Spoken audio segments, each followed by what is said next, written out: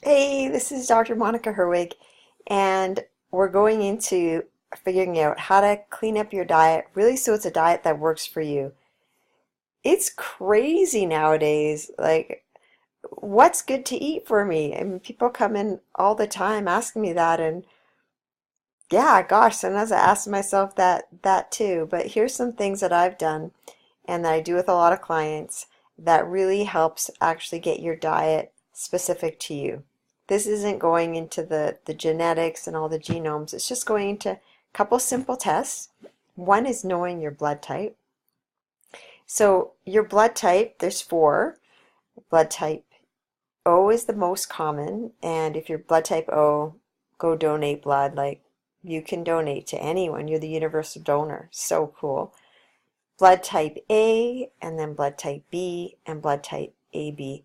Now, knowing what your blood type is, honestly, when I first started practicing, I thought, what is this with the blood type diet? And practicing now for 18, well, 19 years, there's totally something to it. And I really suggest that you get your blood type done. If you're a client of mine, I can do it for you. Otherwise, you can ask your MD to do it as well, or there's some kits that you can buy as well. Anyway, super, super helpful. For example, if you're type O, you're probably going to do pretty well on these paleo, kind of more keto diets because you came from the hunter-gatherer bloodline. And yeah, in the past, you would just catch a deer and eat some roots and leaves and stuff like that, and you'd be good to go. Type A, the type A's that I have that are vegetarian do the best.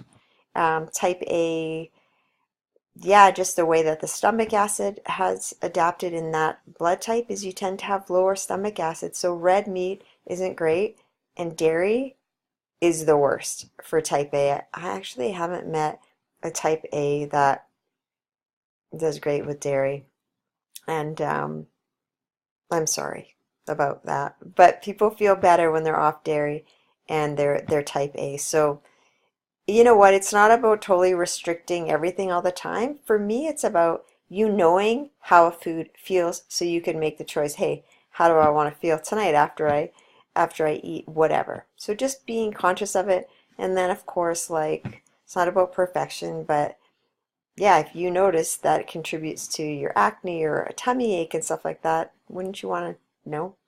So then there's blood type B and there's type AB. I'm not going to go into the details of it, but super helpful to know not only for the foods, not only for the food piece, but also for the whole genetic makeup piece. Can really give you some good hints as to what exercises are the best for you. And I know that sounds maybe unbelievable, but again, if you think about that the lifestyle was different as well as the food, kind of makes sense. Um, Type O does great with rigorous exercise. Type A really needs some yoga thrown in or some Tai Chi.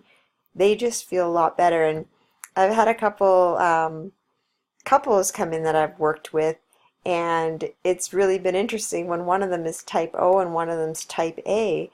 And the type A, thinking of one example, would say to me, like, I don't think I can do it anymore. Like, my partner is just wanting to go on these long, intense 3 and 4 day, like, adventure things. And I just want to do yoga. And then we did the blood typing of them, and they were type O and he was type A. And it was just, you should have seen the look on his face. He was like, okay, I have permission to not do that anymore.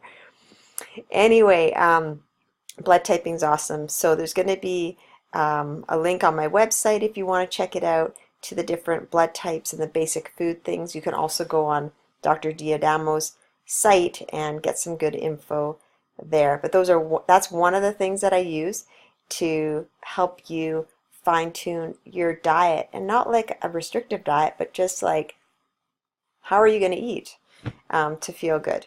So that's number one. The second one, let's see if I can do this here. Yeah, awesome. Is the food sensitivity testing. This is just great because it actually fine tunes for you what foods are good for you, and well, more than anything, what foods aren't doing you really any favors right now. So this test, it's an IgG food sensitivity test, and basically what that is it's measuring these levels of immunoglobulin G in your blood. And what this is it's not like you eat peanuts, for example, and then start feeling your symptoms right away. That's more an IgE, an immediate response, and that's a different pathway in the body. This is an IgG response, and the thing about this is that you could get a response, everything from low energy to maybe your eczema getting a bit worse, or I mean, there's so many possibilities, up to like 36, 72 hours after. Anyway, it's not immediate. And so it's trickier to find out, which is partly why I run the test for my clients, because I have lots of moms that I work with, as well as just people who are up to something, and they, yeah, they just want to figure out this stuff and get their health in order pretty quick. So this is just a way to get the information of how your body is responding to your diet basically within 10 days. So it's a blood test, and we send it away for 10 days and find out the results. So this is an example of someone's foods that came up. You get a whole report, and then what you're looking at here on the board is the summary of it. And so this person, I mean, pistachios, almonds, I mean, corn I don't really love for anyone, but pistachios and almonds are like fine foods, right? And then the borderline foods, there's some dairy and stuff. But again, beans, cashews, barley, all great foods, but not great for this person. It's showing that there is this immune reaction. So the body is basically addressing this good food as if it's something that could cause harm and mounting a whole response. So finding out your blood type, two awesome ways to clean up your diet, regardless of what diet you're connecting with at the moment. If it's keto or paleo or whatever, you can still adjust that within those parameters, but it will give you something really specific for you amidst everything, and help you make sense of it.